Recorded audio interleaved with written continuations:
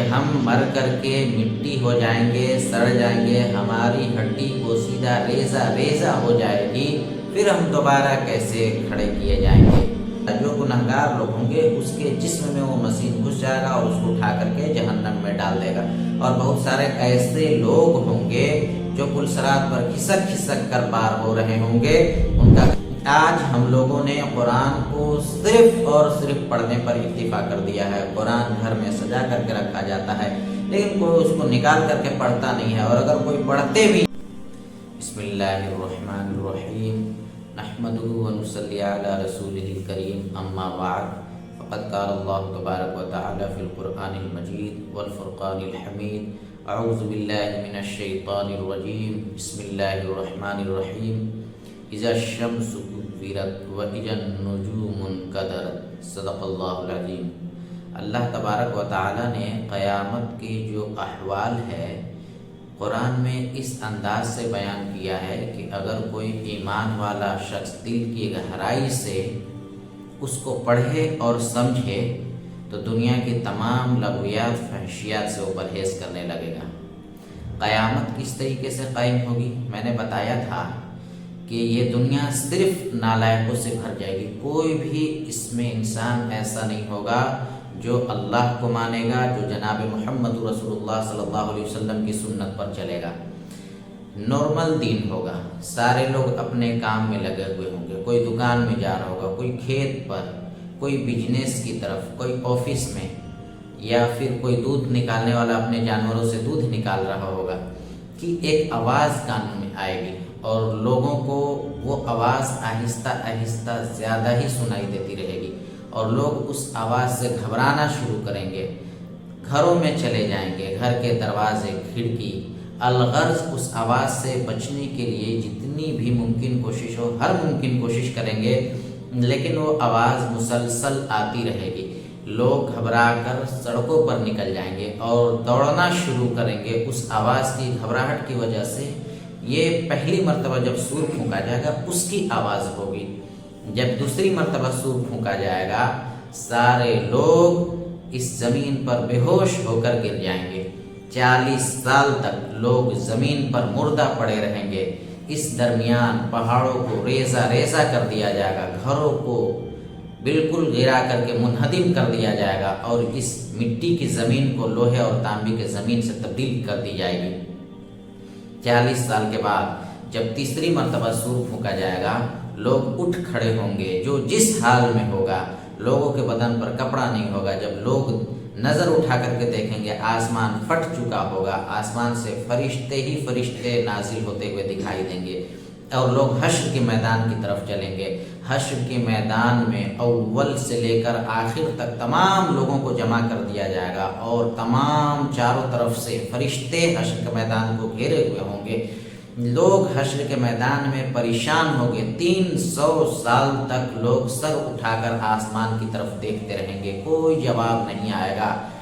اور اس حشر کے میدان کا عالم یہ ہے کہ جو شخص دنیا میں جس طریقے سے اعمال کرتا تھا وہ اپنے اعمال کے بقدر پریشانی میں مبتلا ہوگا۔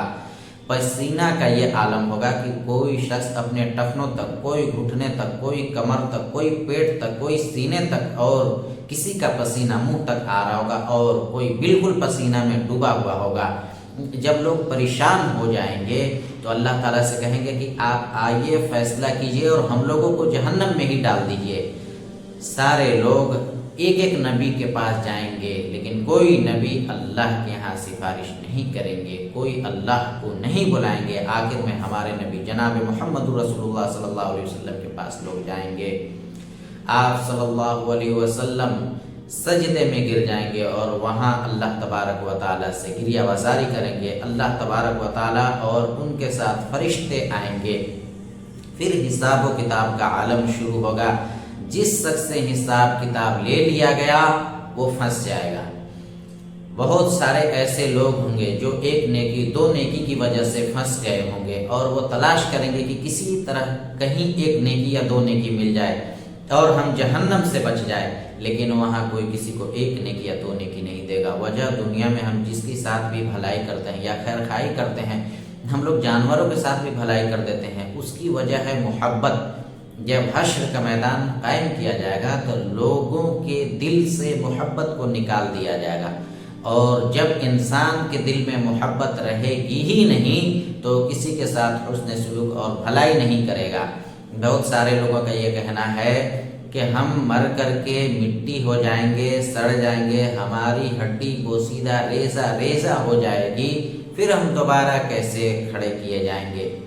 تو اللہ تبارک و تعالیٰ نے پہلی مرتبہ بغیر کسی نمونے، بغیر کسی سانچے کے انسان کو بنا دیا، تو کیا وہ اللہ دوبارہ نہیں بنا پائے گا؟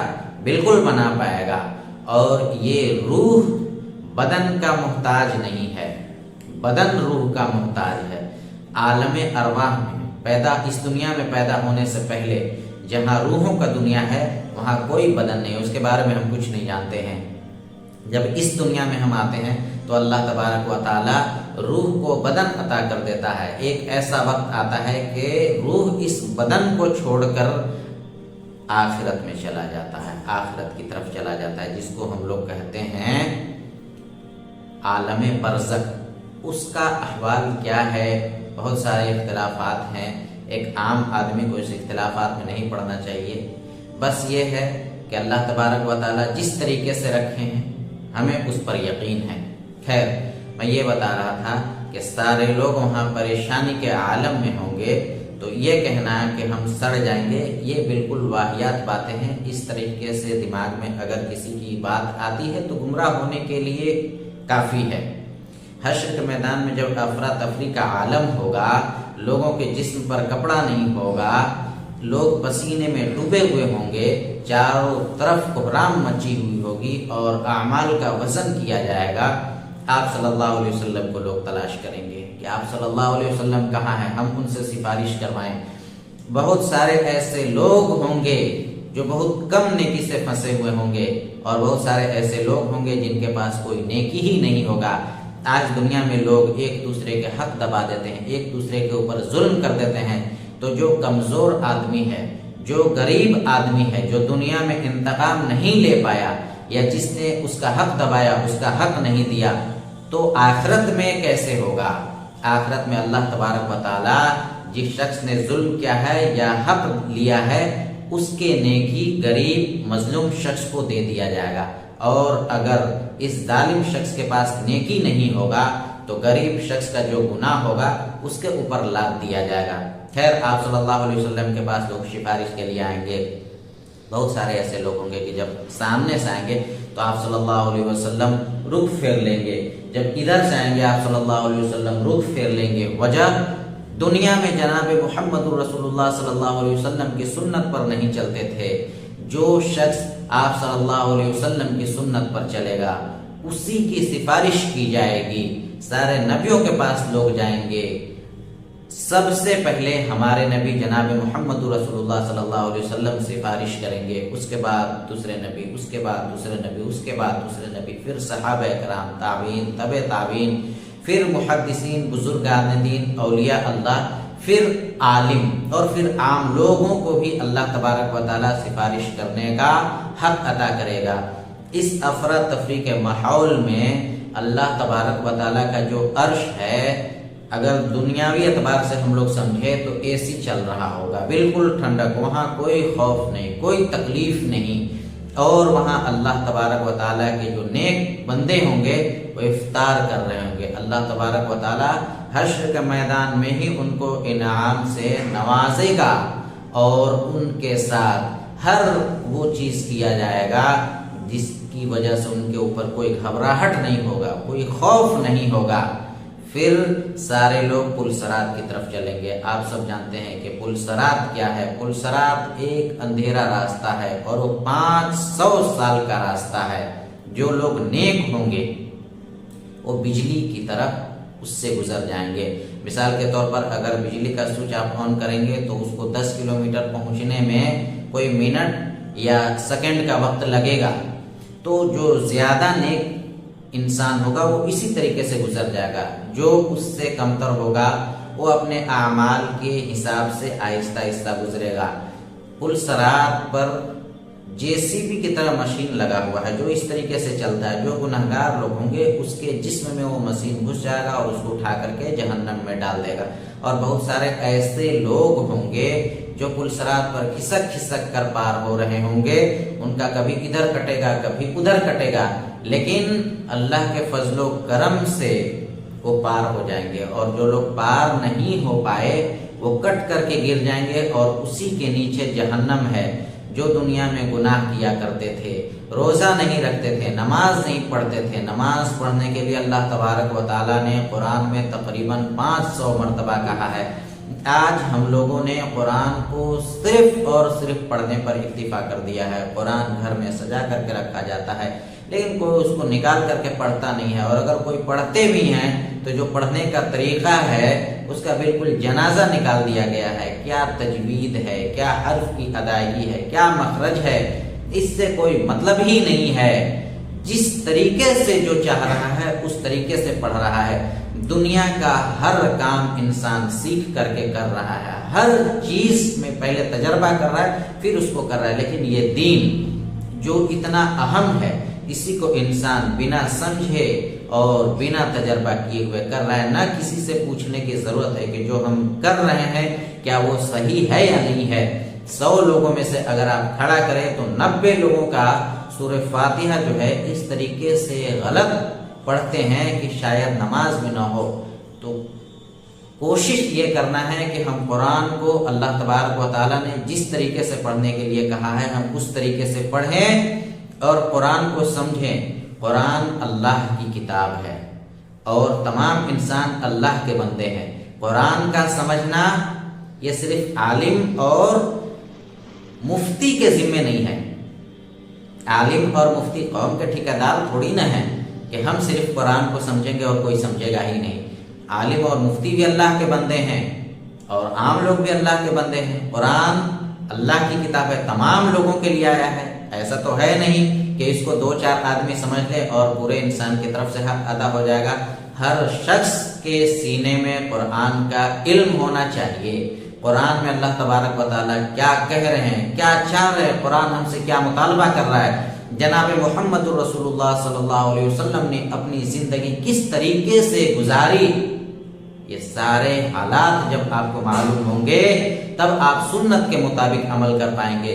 मिसाल के तौर पर एक शख्स घर में आया, उनके वालिद ने कहा कि बेटा पानी दे दो। उसने कहा कि बुड्ढे उठ करके तुम खुद से पानी ले लो। यानी कि बाप के साथ बहुत गंदा सलूक किया, बेरुखी इख्तियार किया और बाहर निकल करके माइक में ऐलान कर रहा है कि मैं अपने वालिद से बहुत मोहब्बत करता हूँ। क्या उसका ये ऐलान करना काबिले कबूल है? बिल्कुल काबिले कबूल नहीं है।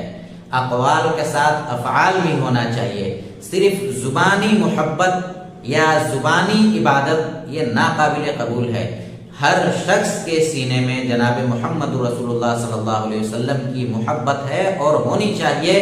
अगर हमारे नबी की मोहब्बत सीने में नहीं रहेगी तो वो इंसान कामिल मोमिन होगा ही नहीं और शायद मोमिन भी ना हो। तो जनाब मोहम्मद रसूलुल्लाह सल्लल्लाहु अलैहि वसल्लम की मोहब्बत का तकाजा क्या है? आप खाना खाएं, जनाब मोहम्मद रसूलुल्लाह सल्लल्लाहु अलैहि वसल्लम के सुन्नत के मुताबिक खाना खाएं। आप सल्लल्लाहु अलैहि वसल्लम ने 63 साल की जिंदगी में कभी बेड पर बैठ करके खाना नहीं खाया। आज लोगों को खाना खाने का जो तरीका है वो जानवर वाला तरीका है। आप देखे होंगे कहीं जानवर को आप खाना देंगे तो क्या वो बैठ करके खाता है? जो शहर के हजरात होंगे, कुर्बानी के लिए जब जानवर लाया जाता है अगर वो बैठा रहेगा, आप उसको खाना खाने के लिए दीजिए, पहले वो खड़ा होगा फिर खाएगा। आज हम लोगों ने अपने मुआशरे में जानवरों वाला तरीका इख्तियार कर लिया है। कहीं दावत हो रही है, कहीं पार्टी चल रहा है, उसमें लोग खड़े होकर खा रहे हैं। जनाब मोहम्मद रसूलुल्लाह सल्लल्लाहु अलैहि वसल्लम की सुन्नत का जनाजा निकाला जा रहा है और इस लगवियात में अवाम तो अवाम, खवास भी मुब्तला हैं। तो जनाब मोहम्मद रसूलुल्लाह सल्लल्लाहु अलैहि वसल्लम की सुन्नत का तकाजा ये है कि आप उनके सुन्नत के मुताबिक खाना खाएं, बैठ करके खाना खाएं, दस्तरखान बिछा करके खाना खाएं, हाथ खुल करके खाना खाएं, सर ढक कर खाना खाएं, बिस्मिल्लाह पढ़ कर खाना खाएं ताकि आपके साथ शैतान ना खाने पाए। پانی جس طریقے سے آپ صلی اللہ علیہ وسلم پیتے تھے پانی اس طریقے سے پیجیے، لیکن پانی ہے کیا؟ آج انسان بوتل اٹھایا، منہ میں لگایا اور کھڑے ہو کر کے ایک ہی سانس میں جتنا ہو سکے وہ پی لیا۔ تو یہ جناب محمد رسول اللہ صلی اللہ علیہ وسلم کی سنت نہیں ہے۔ ہمارے نبی اپنی پوری زندگی کو امت کے لیے قربان کر دیا۔ ہمارے نبی نے اپنی زندگی کو غربت میں گزاری۔ کیوں گزاری؟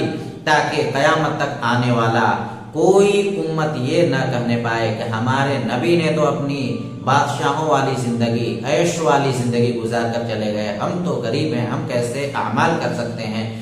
ہمارے نبی پاک صلی اللہ علیہ وسلم کا جو غربت تھا وہ اختیاری تھا، اضطراری نہیں تھا۔ اگر وہ چاہتے تو اللہ تبارک و تعالیٰ ان کے لیے دنیا میں ہی جنت بنا دیتے، لیکن آپ صلی اللہ علیہ وسلم نے غربت کو پسند کیا۔ تو غریب ہونا کوئی غلط نہیں ہے، لیکن غربت میں کوئی غلط کام کرنا یہ بہت غلط ہے۔ خیر، میں یہ بتا رہا تھا کہ لوگ پل صراط سے پار ہوں گے اور جو پار ہو جائیں گے وہ جنت میں جائیں گے، اور جو کٹ کر گر گئے وہ جہنم میں چلے جائیں گے۔